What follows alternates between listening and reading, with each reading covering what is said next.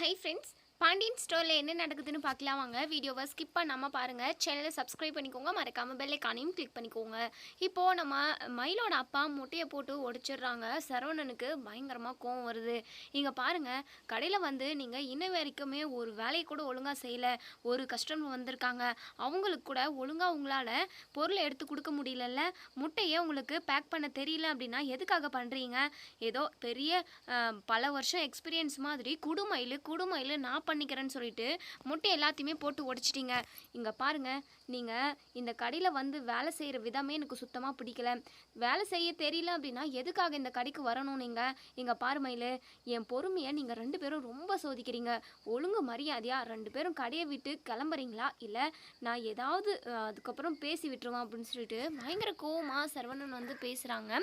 உடனே மயில் இருந்துட்டு, ஐயோ மாமா, தெரியாமல் கீழே தவறி விழுந்துருச்சு, அதுக்காக இப்படியா கடைக்கு வந்தவங்க முன்னாடியெல்லாம் வச்சு என் அப்பாவை திட்டுவீங்க அப்படின்னு சொல்லுவோம்.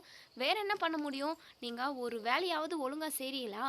ஒழுங்கு மரியாதையாக நீயும் அப்பாவும் சேர்ந்து இந்த முட்டையை உடஞ்சதை எல்லாத்தையுமே க்ளீன் பண்ணி கொண்டு போயிட்டு வெளியே போட்டுட்டு வரீங்க. அது மட்டும் இல்லாமல் உடஞ்ச முட்டைக்கு நீங்கள் காசு கொடுக்குறீங்க, இல்லைனா லிஸ்ட்டில் எழுதி வைக்கிறீங்க. இதுக்கான பணத்தை நாங்கள் கண்டிப்பாக உங்கள் சம்பள பணத்திலிருந்து பிடிச்சிப்போம் அப்படின்னு சொல்லிட்டு இங்கே சரவணன் வந்து சொல்கிறாங்க. இப்போது நம்ம மயிலோட அப்பா, என்ன மாப்பிள்ள இப்படி என்னை அவமானப்படுத்தி பேசுகிறீங்க? ஏதோ 2-3 முட்டை உடஞ்சிருச்சு, அதுக்கும் கணக்கு கேட்குறீங்க? ஆமாம், உங்களுக்கு பணம் கொடுக்க வலிக்குதில்ல, அப்போது எங்களுக்கும் கஷ்டம்னு ஒன்று இருக்குல்ல. நீங்கள் உடஞ்ச முட்டைக்கு பணம் கொடுத்து தான் ஆகணும் அப்படின்னு சொல்லிட்டு கட் அண்ட் ரைட்டாக பேசுகிறாங்க. உடனே பழனி இருந்துட்டு, டே சரவணா இருடா, அந்த கஸ்டமரை நான் அனுப்பிடுறேன், அவங்க முன்னாடியே வச்சு இது அதுன்னு பேசிக்கிட்டு இருக்காதுடா அப்படின்னு சொல்லிட்டு, இன்னும் என்னென்ன வேணும் அப்படின்னு சொல்லிட்டு எல்லாத்தையுமே அந்த லிஸ்ட்டில் இருக்கிற எல்லாத்தையுமே எடுத்து அந்த கஸ்டமரை அனுப்பி விட்டுறாங்க. அதுக்கப்புறம் பழனி சொல்கிறாங்க, டே சரவணா, கொஞ்சம் பார்த்து பொறுமையாக பேசுடா, அவர் உன்னுடைய மாமனார்டா அப்படின்னு சொல்லுவோம். மாமா, எனக்கு அதுதான் பிரச்சனையே. இந்த ஆளை பார்த்தாவே எனக்கு பிடிக்க மாட்டேங்குது. இந்த கடைக்கு என்ன திட்டத்தோடு வந்திருக்காங்கன்னு தெரியல.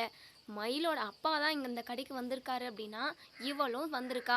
2 பேருமா சேர்ந்து என்ன தான் திட்டம் போட்டிருக்காங்கன்னு எனக்கு ஒன்றுமே புரியல மாமா. ஒழுங்காக வேலையே பார்க்குறதில்ல.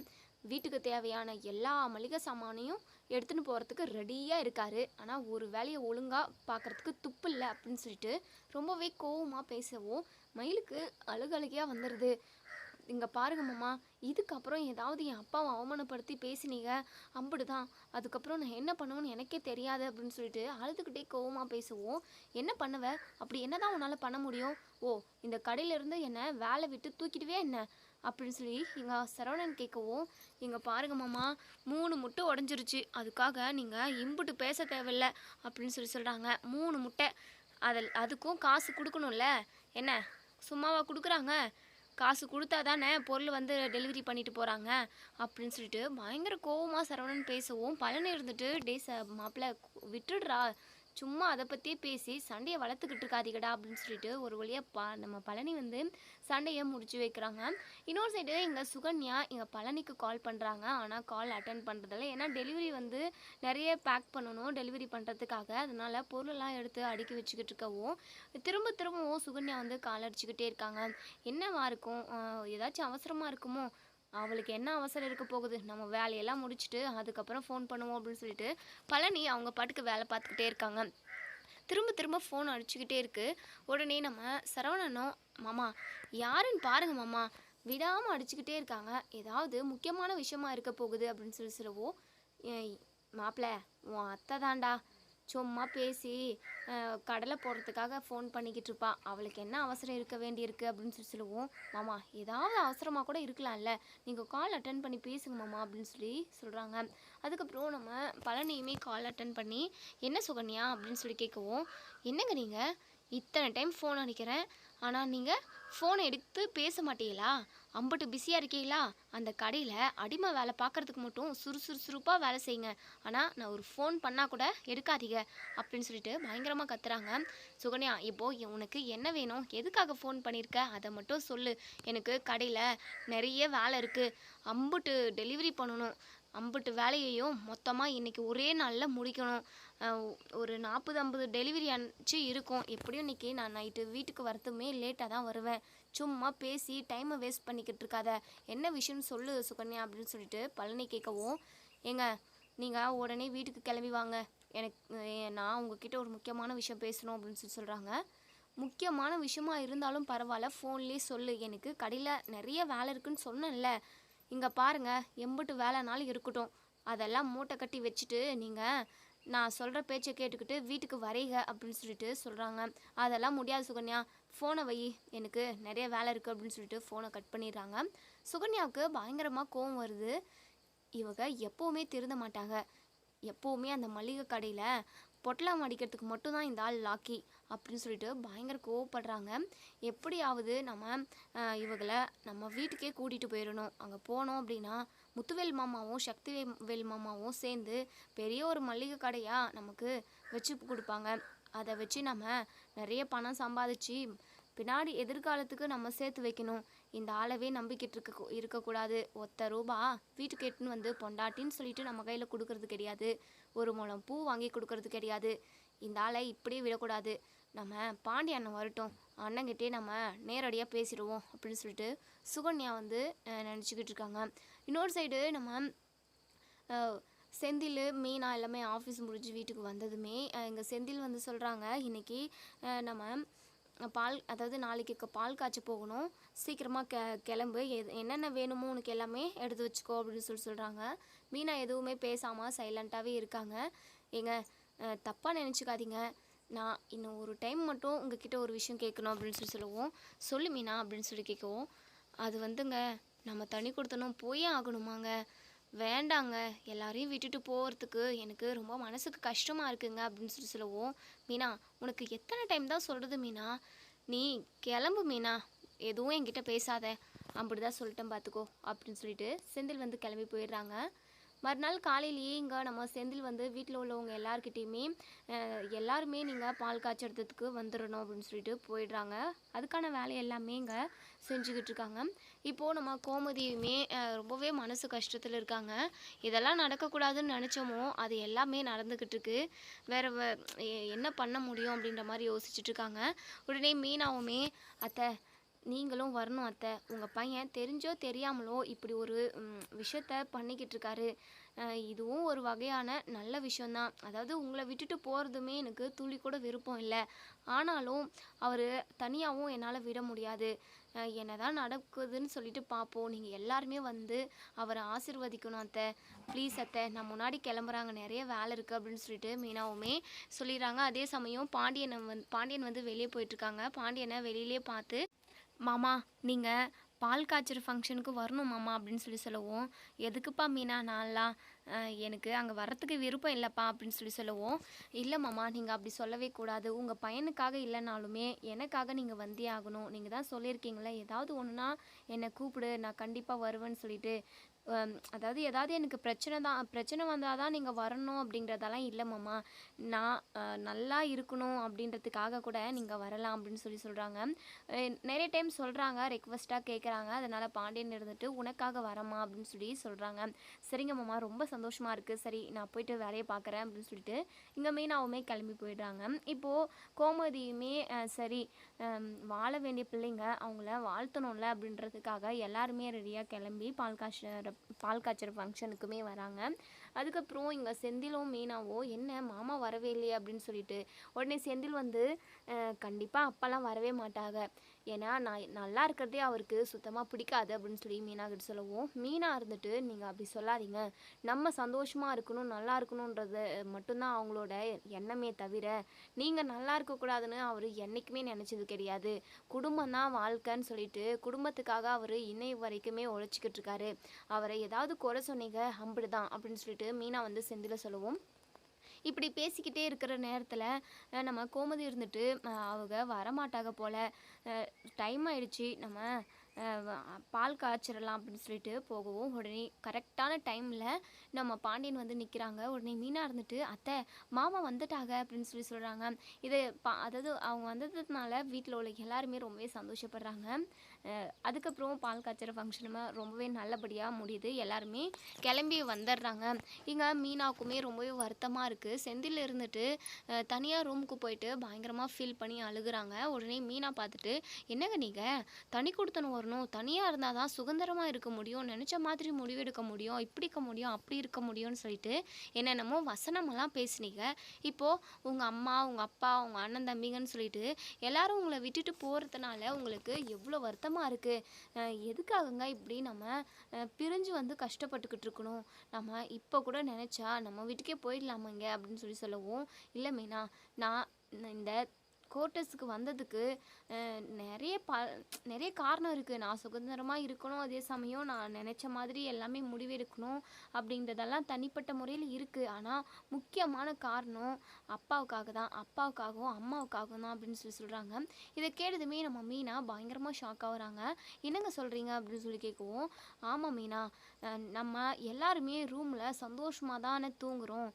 இன்னைக்கெல்லாம் அப்பா ரொம்பவே கஷ்டப்பட்டு கடையில் வேலை பார்த்துட்டு வராரு.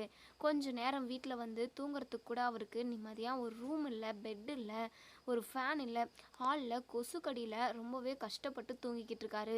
குடும்பத்துக்காகவே பாடுபடுறவர் அவருக்காக நான் இந்த ஒரு ஹெல்ப்பை பண்ணணும்னு நினச்சேன். நம்ம நல்ல விதமாக ரூமில் தூங்குங்கப்பா அப்படின்னு சொல்லியிருந்தாலுமே அவங்க கேட்டிருக்க மாட்டாங்க. அதனால தான் அவங்க நிம்மதியாக தூங்கணுன்றதுக்காக தான் நான் இந்த மாதிரி ஒரு முடிவு எடுத்தேன். என்னதான் இருந்தாலும் அவங்கள பிரிஞ்சு வந்தது ரொம்பவே கஷ்டமாக தான் இருக்குது. இருந்தாலும் அவர் வேலையெல்லாம் முடிச்சுட்டு போயிட்டு நிம்மதியாக அந்த கொஞ்ச நேரம் தூங்குறது, அவர் உடம்பு வலிக்காமல் ஃபேன் காற்றுல கொசுக்கடி இல்லாமல் நிம்மதியாக தூங்கணுமேனா, இதை நினச்சி தான் நான் இப்படி ஒரு முடிவு எடுத்தேன் அப்படின்னு சொல்லுவோம். இப்படி ஒரு முடிவு எடுத்ததுக்கு பதிலாக நம்ம வீட்லேயே ஏதாவது ஒரு ரூம் எக்ஸ்ட்ரா கட்டியிருக்கலாமே அப்படின்னு சொல்லுவோம். இல்லை மீனா, எனக்கு என்னமோ இதுதான் கரெக்டுன்னு தோணுச்சு. ஏன்னா கோட்டர்ஸ்க்குமே நம்மளுக்கு ஃப்ரீயாக தானே வருது. ஃப்ரீயெல்லாம் இல்லை, உங்களுக்கே தெரியும் இல்லை என்ன ஏதுன்ட்டு அப்படின்னு சொல்லுவோம். தெரியும் மீனா, இருந்தாலும் முன்னாடியே கொடுக்குறாங்கல்ல, நமக்கு வசதியாகவும் இருக்கும். எல்லாத்தையும் யோசிச்சு தான் மீனா இப்படி ஒரு முடிவுக்கு வந்தேன். சரிங்க, நீங்கள் என்னென்னமோ சொல்லிக்கிட்டு இருக்கீங்க, உங்கள் அப்பாவோட நலத்துக்காக தான் இதெல்லாம் பண்ணன்னு வேற சொல்கிறீங்க. என்னதான் இருந்தாலும் நீங்கள் என்ன தான் காரணம் சொன்னாலுமே என்னால் இதை ஏற்றுக்க முடியாதுங்க. கண்டிப்பாக நம்ம தனியாக இருக்க போகிறோம். சத்தியமாக எனக்கு இந்த வாழ்க்கை நல்லா இருக்குமா பிடிக்குமான்னு கூட எனக்கு தெரியலைங்க. சொல்லப்போனால் பிடிக்காதுன்னு தான் சொல்ல தோணுது. ஏன்னா அந்த வீட்டில் நம்ம எம்பிட்டு சந்தோஷமாக இருந்தோம். எல்லார் கூடயுமே சிரித்து பேசிக்கிட்டு திருவிழா மாதிரி நம்ம வீட்டில் ஒவ்வொரு நாளும் திருவிழா மாதிரி தாங்க இருக்கும். ஆனால் அங்கேருந்து நம்ம இங்கே கிளம்பி வந்துட்டோம். எனக்கு ரொம்பவே வருத்தமாக இருக்குங்க அப்படின்னு சொல்லி பேசிக்கிட்டு இருக்காங்க. இன்னொரு சைடு ரொம்பவே வருத்தப்பட்டுக்கிட்டே இங்கே நம்ம பாண்டியன், கோமதின்னு எல்லாருமே வீட்டுக்கு வராங்க. அதுக்கப்புறம் இங்கே பாண்டியன் இருந்துட்டு, சரி கோமதி, நான் கடைக்கு கிளம்புறேன் அப்படின்னு சொல்லிட்டு போகவும், உடனே சக்திவேல் இருந்துட்டு குமார்கிட்ட பேசுகிற மாதிரி பேசுகிறாங்க. டே குமார், என்னடா குடும்பமெல்லாம் தனித்தனியாக பிச்சுக்கிட்டு ஆளுக்கு ஒரு திசையில் போயிடுச்சாடா? இன்னும் இருக்குடா, இன்னும் இருக்குது. நம்ம எல்லாத்தையும் பார்க்க தானே போகிறோம். ஒவ்வொருத்தருமே எல்லாருமே விட்டுட்டு போயிட்டு தனியாக சில பேரெல்லாம் கஷ்டப்பட போகிறாங்கடா. அதெல்லாம் நம்ம கண் குளிர பார்க்க போகிறோம் அப்படின்னு சொல்லிட்டு எங்கள் பாண்டியனை குத்தி காட்டுற மாதிரி இங்கே சக்திவேல் வந்து பேசிக்கிட்டு இருக்காங்க. நம்ம பாண்டியனுக்கு ரொம்பவே மனசு கஷ்டமாக தான் இருக்க செய்யுது. இருந்தாலும் இது ரொம்ப நாளைக்கு இல்லை, என்னென்ன நடக்குமோ அதை தான் நடக்கும். நாய் குலைக்கிற மாதிரி எப்படியாவது யார் வேணாலும் பேசிட்டு போகட்டும், நம்ம இதெல்லாம் காதில் போட்டுக்க கூடாது அப்படின்னு சொல்லிட்டு நம்ம பாண்டியன் வந்து கடைக்கு கிளம்பி போகிறாங்க. அதுக்கப்புறம் கடைக்கு போனதுமே இங்கே மயிலோட அப்பா, மயில் எல்லாருமே கடைக்கு ஒரே அடியாக வந்துடுறாங்க. இப்போது மயில் வந்து, மாமா, கடைக்கு நான் வந்து கூட ஒரு வாரம் ஆயிடுச்சு.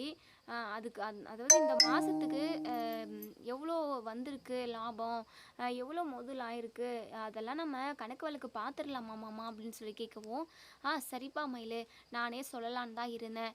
வாப்பா, கல்லால் இருக்கிற பணத்தை எல்லாத்தையுமே எடுத்து எண்ணி பாருப்பா, எம்பிட்டு இருக்குன்னு பாருப்பா அப்படின்னு சொல்கிறாங்க.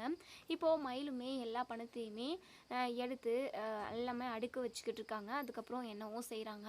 இப்போது சரவணன் மனசுக்குள்ளேயே நினைக்கிறாங்க, ஆமாம், இவ ஒழுங்காக படிக்கவே இல்லை, 12ஆம் கிளாஸு ஃபெயிலு, ஒழுங்கா இவ பணத்தை என்றாலே என்னவோ அப்படின்னு சொல்லிட்டு மனசுக்குள்ளே நினைக்கிறாங்க.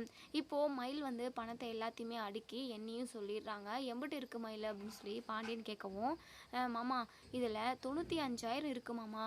ஓ, இன்னும் ஒரு 15,000 தேவைப்படுதே, பொருள் எடுக்கணும், எல்லாம் ஆர்டர் போட்டுட்டு இருக்கேன். ஆர்டர் வந்து இங்கே வந்து டெலிவரி ஆகிடுச்சு அப்படின்னா உடனே காசு கொடுக்க வேண்டியதாக இருக்கும்.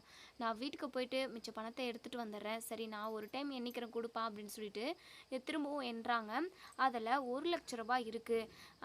ஆனால் நம்ம மயில் வந்து 95,000 தான் இருக்குன்னு சொல்லிட்டு சொல்லியிருக்காங்க.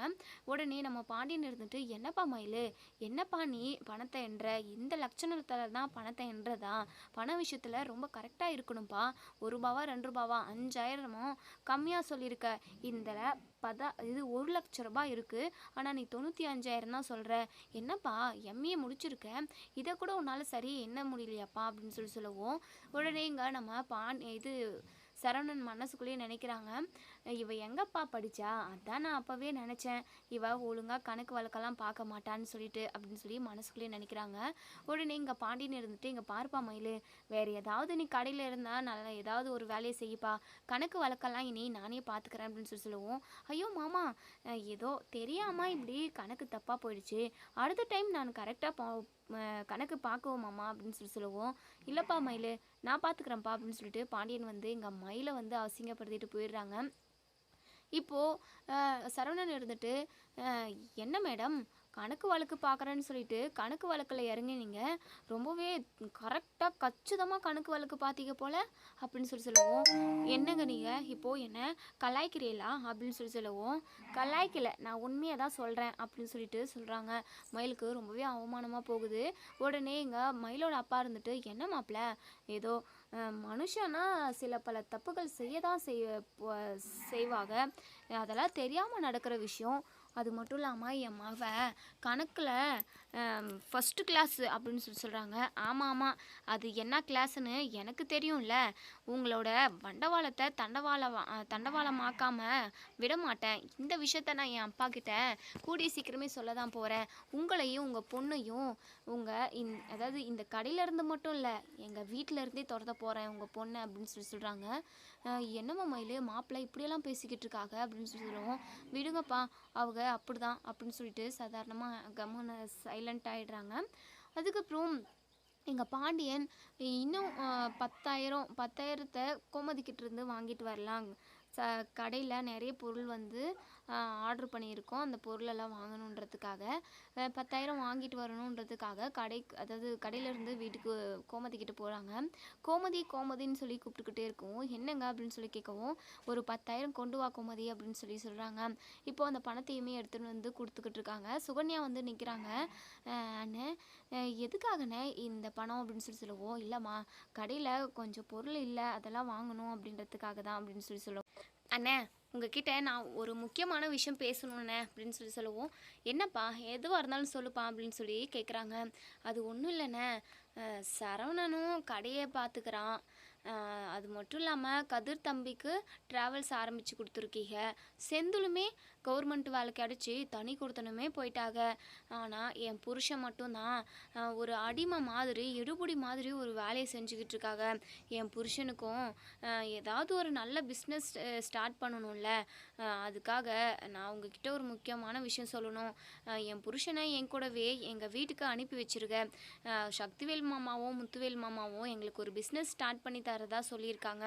தயவு செஞ்சு இதுக்கு எதுவும் மறுப்பு சொல்லாமல் உங்கள் பையன் செந்தில இந்த வீட்டை விட்டு எப்படி அனுப்பி வச்சிங்களோ அதே மாதிரி பழனி மாமாவையும் என் கூட அனுப்பி வச்சிருங்களேன் அப்படின்னு சொல்லவும், என்னம்மா கேட்குற அப்படின்னு சொல்லிட்டு பயங்கர அதிர்ச்சியாக எங்கள் பாண்டியன் கேட்கவும், உடனே கோமதி இருந்துட்டு, ஏய் சுகன்யா, என்னடி பேச்சு பேசிக்கிட்டு இருக்க, அப்போது நீயும் இங்கேருந்து தனி கொடுத்தனும் போகலான்னு நினச்சிக்கிட்டு இருக்கியா? இங்கே பாருங்க தாச்சி, நான் ஒன்றும் தனி கொடுத்தனும் ஏன் நான் போகணும், ஏன்னா என் வீட்டுக்கு நான் போக போகிறேன், நான் ஒன்றும் தனி கொடுத்தனும் போகலை. உங்கள் பையன் செந்தில் தான் தனி கொடுத்தனும் போயிருக்காங்க. தயவு செஞ்சு என் புருஷனை என் கூடவே அனுப்பி வச்சிருங்க. இதே மாதிரி அவர் எடுபிடி வேலை பார்த்துக்கிட்டு இருந்தாங்க அப்படின்னா அதுக்கப்புறம் எங்களோட வாழ்க்கை என்னத்துக்கு ஆகிறது? நாளைக்கே எங்களுக்கு குழந்தை குட்டின்னு ஒன்று பிறந்துச்சு அப்படின்னா அதுக்காக நாங்கள் சேர்த்து வைக்க வேண்டாமா? அவங்களும் இப்படியே சும்மா ஊதாரித்தனமாக கடையில் அம்புட்டு வேலையை செய்கிறாங்க. ஆனால் ரூபா என்கிட்ட கொண்டு வந்து கொடுக்கறது கிடையாது. இப்படியே போய்கிட்டு இருந்தது அப்படின்னா எங்களோட நிலைமை என்னத்துக்கு ஆகிறது? நீங்களும் உங்கள் பசங்களும் நல்லா நீங்கள் செட்டில் ஆகிடுவீங்க. அதுக்கப்புறம் நாங்கள் மட்டும் பிச்சைக்காரங்க மாதிரி இருக்கணுமா? கடைசி வரைக்கும் என் புருஷன் மட்டும் எடுபடி வேலை பார்த்துக்கிட்டு இருக்கணுமா? இந்த வீட்டில் ஒரு அடிமை மாதிரி தான் அவங்க இருக்காங்க. தயவு செஞ்சு என் புருஷனை என் கூடவே அனுப்பி வச்சிருங்க அப்படின்னு சொல்கிறாங்க. இதை கேட்டதுமே நம்ம கோமதிக்கு பயங்கரமாக கோவம் வருது. என்னடி நீயும் பழனியை எங்ககிட்ட இருந்து பிரிக்கணும்னு நினைக்கிறியா? நான் எதுக்காக பிரிக்கணும்னு நினைக்க போகிறேன் அத்தாச்சி? அவங்க என் புருஷன், நானும் அவங்களும் சேர்ந்து ஒன்று சேர்ந்து வாழ போகிறோம். தனியாக பிஸ்னஸ் ஸ்டார்ட் பண்ண போகிறோம். அதில் உங்களுக்கு விருப்பம் இல்லையே என்னவோ அப்படின்னு சொல்லுவோம். உடனே இங்கே நம்ம அத்தாச்சி இருந்துட்டு இங்கே பாரு கண்டதெல்லாம் பேசிக்கிட்டு இருந்த அவ்வளோதான் அப்படின்னு சொல்லிட்டு கோவப்படுறாங்க. உடனே பாண்டியன் இருந்துட்டு இரு கோமதி, சுகன்யா என்னம்மா இந்த வீட்டில் உனக்கு என்ன பார்க்க வர அப்படின்னு சொல்லுவோம். என்னென்ன உங்கள் பசங்க மட்டும் தனி கொடுத்தனும் போயிட்டு வர பணத்தை எல்லாத்தையுமே எந்த செலவும் இல்லாமல் சேர்த்து வைக்கணும், அவங்க இன்னும் செட்டில் ஆகணும் அப்படின்றதுக்காக உங்கள் பையன் செந்தியில் நீங்கள் தனி கொடுத்தனும் அனுப்பிட்டீங்க. ஆனால் நாங்கள் மட்டும் இந்த வீட்டில் கடைசி வரைக்கும் அடிமை வேலை பார்த்துக்கிட்டு உங்கள் காலிலே விழுந்துக்கிட்டு இருக்கணும்னு நினைக்கிறீங்களா? இங்கே பாருங்கள், ஒழுங்காக நீங்கள் என் புருஷனை என் கூட அனுப்பி வைங்க. நானா அவங்கக்கிட்ட போயிட்டு கேட்டேன் அப்படின்னா அவங்க என் கூட வரமாட்டாங்க. நீங்கள் ஒரு வார்த்தை இந்த வீட்டில் நீங்கள் இருக்கக்கூடாது, வெளியே போடான்னு சொல்லிட்டா அவங்களும் என் கூட வந்துடுவாங்க. இங்கே பாருங்கள், எங்கள் வாழ்க்கை நல்லா இருக்கணும்னு நினச்சிங்க அப்படின்னா பழனி மாமாவை என் கூட அனுப்பி வச்சிருங்க அப்படின்னு சொல்லிட்டு அப்படியே ஒரு மாதிரி கோவமாக பேசுகிறாங்க சுகன்யா. இங்கே நம்ம சுகன்யா பேசுனதை பார்த்ததுமே பாண்டியனுக்கு பயங்கரமாக கோவம் வந்துடுது. பல்லார்னு ஒரு அறை விடுறாங்க. என்னவா பேசிக்கிட்டு இருக்க? என் பழனி என் மகன் மாதிரி தான் அவனும். அவனுக்காக நான் எல்லாமே சேர்த்து தான் வச்சுருக்கேன். எங்கே அப்படி சேர்த்து வச்சுட்றீங்க? இப்போ எதுக்காக என்னை அடிச்சிங்க? எல்லாருக்காகவும் தான் சேர்த்து வைக்கிறீங்க. பழனின்னு சொல்லிட்டு அடிமை மட்டும்தான் அவங்கள நடத்துறீங்க. மூட்டை தூக்க வைக்கிறீங்க. எல்லா வேலையும் அவங்கள தான் பார்க்க வைக்கிறீங்க. ஆனால் நீங்களும் உங்கள் மகன் சரவணனும் கடையில் போயிட்டு உட்காந்து தானே இருக்கீங்க. எல்லா வேலையும் என் புருஷன்கிட்ட வாங்கிக்கிறது. ஆனால் பணத்தை மட்டும் நீங்கள் எண்ணி பார்த்துக்கிட்டு இருக்கிறது, இதெல்லாம் நல்லாவா இருக்குது? தேவையில்லாமல் சண்டை போடாமல் என் புருஷனை என் கூடவே அனுப்பி வச்சுடுங்க அப்படின்னு சொல்லிட்டு பயங்கர கோவமாக பேசுகிறாங்க. பாண்டியனுக்கு இன்னுமே கோவம் வருது. இங்கே பாருமா, யாரையும் நாங்கள் பிடிச்சி வச்சுக்கிட்டு இருக்குல்ல, உங்களுக்கு இந்த வீட்டில் இருக்க விருப்பம் இல்லை அப்படின்னா தாராளமாக நீங்கள் கிளம்பலாம். யாரும் இந்த வீட்டில் அவ்வளோ கஷ்டப்பட்டுக்கிட்டு ஒன்றும் இந்த வீட்டில் இருக்க வேண்டாம் அப்படின்னு சொல்லிட்டு பயங்கர கோவமாக பேசிட்டு அங்கேருந்து போயிடுறாங்க. கோமதி பயங்கரமாக அழுகுறாங்க. சுகன்யா கிட்ட ஏண்டி ஒவ்வொருத்தையும் இப்படி இருக்கீங்க? அவங்க 2 பேர் தான் இந்த வீட்டை விட்டு கிளம்பிட்டாங்க. இப்போது நீயும் பிளான் பண்ணி என் தம்பியை என்கிட்டருந்து பிரிக்கணும்னு நினைக்கிற, இது நல்லா இருக்காடி அப்படின்னு சொல்லவும் இங்கே சுகன்யாவோ என்ன தாச்சி எல்லாருமா சேர்ந்து ரவுடிசம் பண்ணுறீங்களா? அண்ணன் என்னன்னா என்னை அடிச்சுட்டு போகிறாங்க, நீங்கள் உங்கள் தம்பியை உங்ககிட்ட இருந்து பிரிக்கிறேன்னு சொல்கிறீங்க. அப்போது என் வாழ்க்கை என்னத்துக்காகிறது? உங்கள் தம்பி உங்கள் கூடவே இருக்கணும், உங்களை விட்டு பிரியக்கூடாதுன்னு நினச்சிருந்தீங்க அப்படின்னா நீங்கள் எதுக்காக எனக்கு கல்யாணம் பண்ணி வச்சிங்க? அப்போது உங்கள் கூடவே உங்கள் தம்பி அடிமை வேலை பார்த்துக்கிட்டு இருக்கணும். ஆனால் என் வாழ்க்கை எப்படி போனாலும் பரவாயில்லையா அப்படின்னு சொல்லிட்டு கட் அண்ட் ரைட்டாக பேசுகிறாங்க. ஒரு மாதிரி ரொம்பவே கோவமாக முகத்தில் அடித்த மாதிரியுமே பேசுகிறாங்க. நம்ம கோமதிக்கு ரொம்பவே மனசு கஷ்டமாக இருக்குது. ஒவ்வொரு நாளும் ஒவ்வொரு பிரச்சனை புதுசாக நம்ம குடும்பத்துக்கு வந்துக்கிட்டே இருக்கே அப்படின்னு சொல்லிட்டு பயங்கரமாக அழுகுறாங்க. எங்கே எல்லாருமே நம்மளை பிரிஞ்சு போயிடுவாங்களோ, தனிமையாக நம்ம நின்றுடுவோமோ அப்படின்னு சொல்லிட்டு பயத்துலேயும் பதட்டத்துலேயும் பயங்கரமாக அழுகுறாங்க. இன்னொரு சைடு பாண்டியன் வந்து இங்கே பழனிக்கிட்ட கடையில் வந்து எல்லார் முன்னாடியுமே சத்தம் போடுறாங்க. டே பழனி, இனிமேல் நீ இந்த கடையில் வேலை பார்க்க வேண்டாடா. ஒழுங்காக நீ உன் பொண்டாட்டி கூட போயிட்டு ஏதாவது பிஸ்னஸ் செஞ்சு நீ பெரிய ஆளாக ஆகிறதுக்கு பாருப்பா. எங்கள் கூட இருந்தா நீ கண்டிப்பாக நல்லா இருக்க மாட்டியா, நீ கிளம்புப்பா அப்படின்னு சொல்லிட்டு இங்கே நம்ம பாண்டியன் சொல்லவும் உடனே பழனிக்கு ஒன்றுமே புரியல. என்ன மச்சான், நீங்கள் பாட்டுக்கு வந்தீங்க, என்னென்னமோ பேசிக்கிட்டு இருக்கீங்க, நான் இந்த கடையில் வேலை பார்க்குறதுக்கு உங்களுக்கு பிடிக்கலையா அப்படின்னு சொல்லவும் அதெல்லாம் ஒன்றும் இல்லைடா, உன் பொண்டாட்டி தான் என்ன அம்பட்டு கேள்வி கேட்டுட்டா. என் புருஷனை அடிமை வேலை பார்க்க வைக்கிறீங்களா, எடுபடியாக இருக்க வைக்கிறீங்களா, கடைசி வரைக்கும் நாங்கள் இப்படியே பிச்சைக்காரங்களாவே இருக்கணுன்றதான் உங்கள் ஆசையா அப்படி இப்படின்னு சொல்லிட்டு என்னென்னமோ பேசுகிறா. இங்கே பாரு இது பழனி, உங்களுக்கு எதுவும் விருப்பமோ அதை செய்யலாம். யாருமே அதாவது என்கிட்ட அடிமை வேலை பார்க்கணுன்ட்டு யாருக்குமே அவசியமும் கிடையாது. உனக்கு என்ன விருப்பமோ அதுவே செய் பழனி அப்படின்னு சொல்லிட்டு எங்கள் பாண்டியன் சொல்லவும், மச்சான் என்ன மச்சான், உங்கள் கூட இருக்கிறது தான் மச்சான் எனக்கு சந்தோஷம். அந்த சுகன்யா ஏதாவது புத்தி கெடுத்தனமா அப்படியெல்லாம் உங்ககிட்ட பேசியிருக்கலாம்.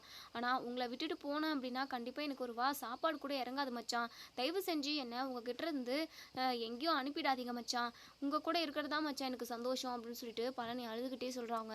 உடனே சரவணன் இருந்துட்டு, ஆமாப்பா, மாமா நம்மளை விட்டுட்டு போயிட்டாங்க அப்படின்னா கண்டிப்பாக எனக்குமே என்னால் இருக்கவே முடியாது அப்பா. தயவு செஞ்சு மாமாவை அனுப்பிடாதீங்க அப்படின்னு சொல்லி சொல்லுவோம். நான் என்னடா பண்ண முடியும்? அதான் சுகன்யா தான் என்னென்னமோ பேசிக்கிட்டு இருக்கே, எதுக்காக? அவங்களுக்கு பிடிச்சா இருக்கட்டும், பிடிக்கலனா கிளம்பட்டும். போகிறவங்கள யாரையுமே நான் கையை பிடிச்சி கூப்பிடவும் மாட்டேன் அப்படின்னு சொல்லிட்டு பாண்டியன் சொல்கிறாங்க. இனி என்ன நடக்கும் அப்படின்றத நம்ம வெயிட் பண்ணி பார்ப்போம் ஃப்ரெண்ட்ஸ். வீடியோ பிடிச்சிருந்தா லைக் பண்ணி கமெண்ட் பண்ணி தெரிவிங்க. தேங்க்யூ.